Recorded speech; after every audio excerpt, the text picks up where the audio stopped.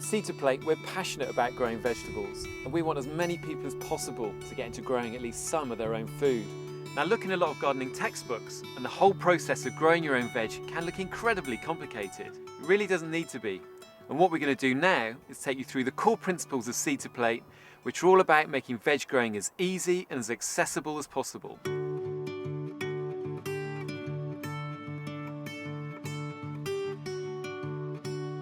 First of all, grow the stuff that's easy to grow. Now, that doesn't mean compromising on taste, it just means avoiding difficult, time-consuming vegetables, things like cabbages and cauliflowers. Grow kale instead. The taste is very similar, but it's much easier to grow and it's far more productive. Or how about this Swiss chard? Yes, these need a bit of tidying up now, but that's because they've been growing right through the winter. I've been picking leaves off these plants since August last year, and now it's April. And look, there's still masses of new growth coming through. And when you use the plot design tool on our website, it will automatically prioritise all the easy to grow vegetables. And not only that, all the seeds we sell are organic and they're all chosen for delicious flavour.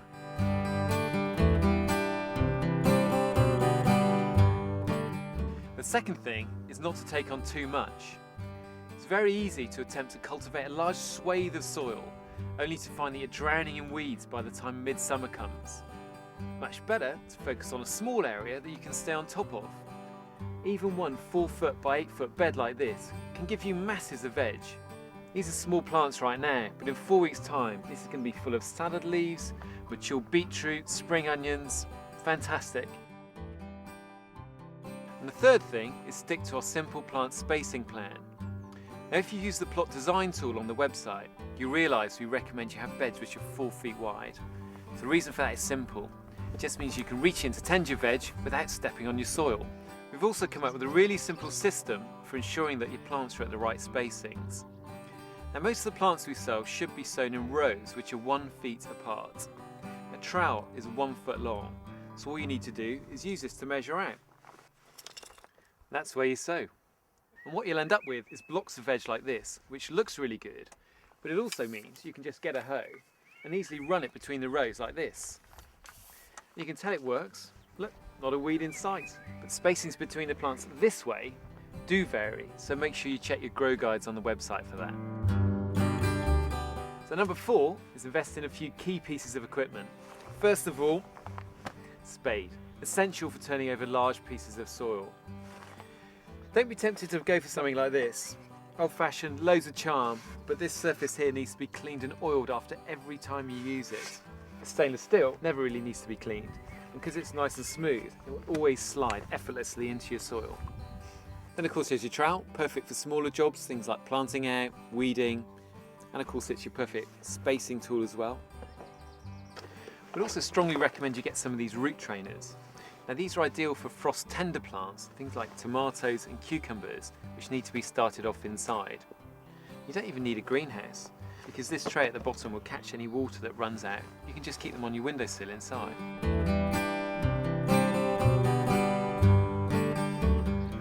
We also use these gutters an awful lot for sowing.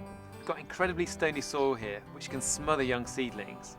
By sowing in gutters full of compost, we instantly create the perfect environment, free from weeds and free from stones. And because you can keep all your seedlings together, it's easy to keep an eye on them, ensuring they're well watered and ensuring they're free from slugs.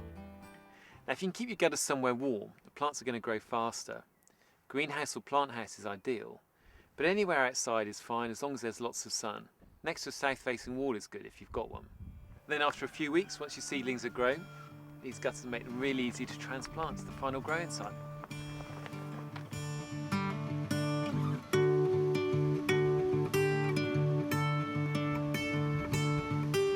The fifth big thing to remember is make sure you sow your seeds at the right time.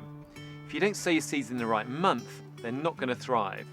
But if you use the plot designer on the website, it will automatically generate for you your own personalised sowing calendar, so you know exactly when to sow. But not only that, we'll also send you by email every month a newsletter telling you exactly what to sow and when. Some seed companies rather cheekily exaggerate the sowing season of their seeds, presumably to sell more. If you stick to the timings we recommend, we guarantee you'll have more success. Well, that's it. Good luck with your veg, and if you've got any queries which aren't covered on the website, feel free to email me.